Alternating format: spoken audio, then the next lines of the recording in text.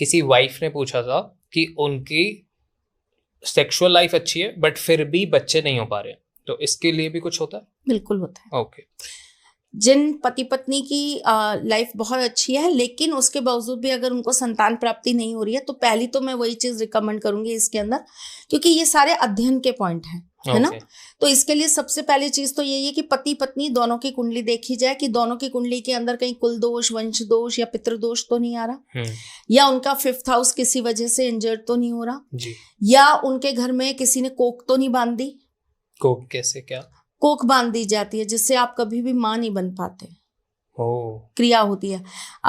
जब शादी करके लड़कियां आती हैं, नई शादी करके आती हैं, तो उनकी साड़ी आपको किनारे से कटी हुई मिलेंगी, उनके अंडरगारमेंट्स कटे हुए मिलेंगे, छेद मिलेंगे, पेटीकोट उनके कटे हुए मिलेंगे, सलवारें उनकी कटी हुई मिलेंगी, बहुत सारी चीजें होती हैं जिसकी वजह से उनकी कोख बंध जाती है।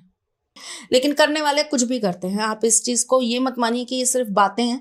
मैंने ऐसी ऐसी चीजें होती हुई देखी हैं कि इंसान ना विश्वास भी करे ना तो वो ये कहेगा कि भाई। पर ऐसे टाइम पे एक ही सवाल आता है कि क्यों करते हैं लोग? क्यों तो बहुत सारी चीजें हैं।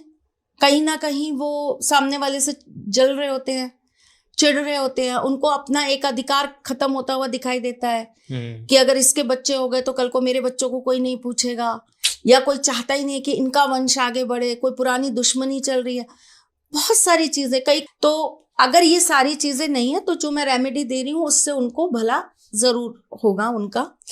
आप किसी भी एकादशी पे जाकर ठाकुर जी के मंदिर में एक नीम की लकड़ी का बना हुआ झूला वहां पर उन्हें अर्पित कराइए, और साथ में उनको ये कहवाइए कि मेरे घर में जब भी छोटा लल्ला या लल्ली आएंगे तो मैं यहाँ पर आकर एक लड्डू गोपाल विराजमान कराऊंगी। ओके। सबसे सरल, सबसे इफेक्टिव और सबसे अच्छी रेमेडी।